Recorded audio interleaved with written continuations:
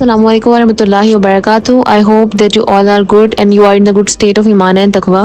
As you all know کہ ہماری busy routine میں ہم اتنے زیادہ لیتھارجک ہو جاتے ہیں کہ ہمارے پاس نیچر کو ایکسپلور کرنے کا ٹائم ہی نہیں ہوتا. سو انشاءاللہ اس ویڈیو میں ہم پاسبل ٹرائی کریں گے کہ آپ کو نیچر سے بھی ایسوسیٹ رکھیں, تھوڑا سا نیچر کا بھی ٹچ دیتے رہیں ویڈیو میں, تاکہ آپ یہ جان سکیں کہ اللہ تعالیٰ نے اس کائنات میں کتنا حسن رکھا ہوا ہے.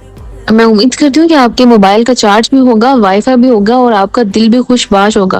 اور اگر دل خوش باش نہیں ہے تو کوئی مسئلہ نہیں ہے, ہم ویڈیو میں آپ کو ہنسانے کی فل ٹرائی کریں گے انشاءاللہ.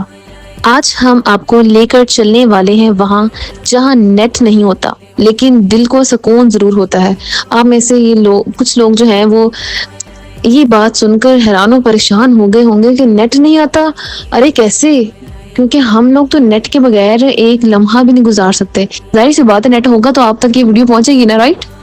اچھا, تو ڈاکومنٹری کے ساتھ ساتھ ہم ایک ایسے سانحے پر بات کرنے جا رہے ہیں جو اگر ہو جائے تو دنیا رک جائے, سانسیں تھم جائیں اور لڑکیاں اپنی سیلفیاں کسی کو بھی بھیج نہ سکیں.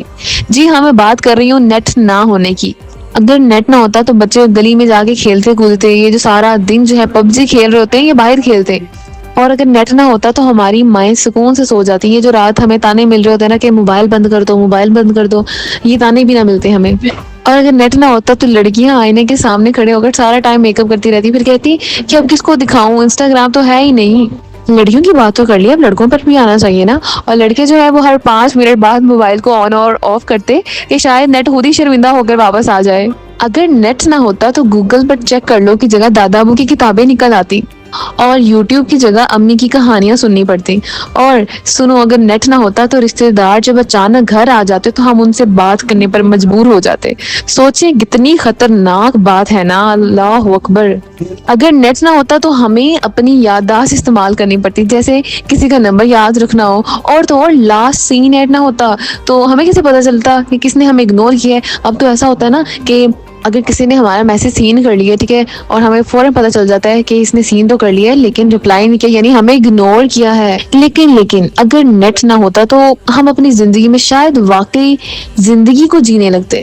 لیکن خیر, جب تک نیٹ ہے ہم صرف یہ تقریر پڑھ کر ہنستے رہیں گے اور دعا کریں گے کہ اللہ کرے وائی فائی کا سگنل کبھی بھی کمزور نہ ہو. تو ہمارے لیے تو حیران کرنے والی بات ہے نا کہ وہ لوگ نیٹ کے بغیر کیسے رہتے ہیں. لیکن خیر, رہتے ہوں گے جیسے بھی رہتے ہیں, ہمیں کیا, ہم نے تو بس جاننا ہے نا, ہم نے تو بس نالج لینا ہے نا. تو میں بھی اپنی ڈاکومنٹری کی طرف واپس آتی ہوں. یہ جو دیہات ہے نا, یہاں پہ نہ کیفے ہوتے ہیں نہ کولڈ ڈرنکس ہوتی ہیں, بس اونٹ ہوتے ہیں, بکریاں ہوتے ہیں, تندور کی روٹیاں ہوتی ہیں اور فرائیڈ چکن کی خوشبو ہوتی ہے. تو جی ہاں, ہم جا رہے ہیں ایران کے پہاڑوں میں بسنے والے خانہ بدوش قبائل کے پاس, جہاں زندگی سادہ ہے لیکن مزہ لاجواب ہے. ایران کے زاگروس پہاڑوں کے دامن میں دور کہیں, وہاں جہاں شہر کے ہارن اور ٹریفک کی چیخیں نہیں پہنچتی, بس پہاڑوں کی خاموشی, ہوا کی سرسراہٹ اور بکریوں کی میں کی آوازیں گونجتی ہیں. یہاں خانہ بدوش قبائل صدیوں سے رہتے آ رہے ہیں. نہ مستقل گھر, نہ بجلی کا بل, بس خیمہ, لکڑی اور بہت سا حوصلہ. اب بات کرتے ہیں ان کے سب سے خاص فیملی ممبرز کی, یعنی جانوروں کی. یہ لوگ بکریوں کو ایسے سنبھالتے ہیں جیسے شہروں میں لوگ لیپ ٹاپ کو سنبھالتے ہیں. یعنی جیسے لوگ کہتے ہیں کہ اس کو ہاتھ نہیں لگانا, یہ میرا لیپ ٹاپ ہے, نہ اسے گرنے دینا, نہ ہی اسے خراب ہونے دینا, یعنی اس کا خیال رکھنا. اور وہاں پہ لوگ ایسے کرتے ہیں, اس کو ہاتھ نہ لگاؤ, یہ میری بکری ہے. ایون ہم لوگ تو اپنے موبائل کے ساتھ بھی ایسے کرتے ہیں. میں اپنا بتاؤں نا, میں تو کسی کو ہاتھ بھی نہیں لگانے دیتی اپنے موبائل کو, وہ اس وجہ سے کیونکہ مجھے ڈر ہوتا ہے کہ ہمیں خراب نہ کر دے کوئی. خانہ بدوشوں کی بکریاں ان کے لیے لیپ ٹاپ سے کم نہیں ہوتی. روز چارج کرتے ہیں انہیں اور جہاں بھی ان کا دل کرتا ہے نا وہیں لے جاتے ہیں. جس طرح لیپ ٹاپ کو اٹھا کے ہم ایک جگہ سے دوسری جگہ لے جاتے ہیں نا, ایون آفس میں لے جاتے ہیں, کبھی کہاں لے کے جا رہے ہوتے ہیں, کبھی کہاں لے کے جا رہے ہیں, تو وہ اپنی بکریوں کے ساتھ بھی ایسے ہی کرتے ہیں. خانہ بدوش روز صبح سورج کے ساتھ اٹھتے ہیں, نہ سنوز بٹن, نہ الارم بند کرنے کا بہانہ, بس خیمے سے باہر آؤ, لکڑی کا ڈنڈا پکڑو اور جانوروں کو لے کر چراگاہوں کی طرف چلے جاؤ. جانوروں کو کھلانے سے لے کر ان کی صفائی تک ہر کام خود کرتے ہیں یہ لوگ.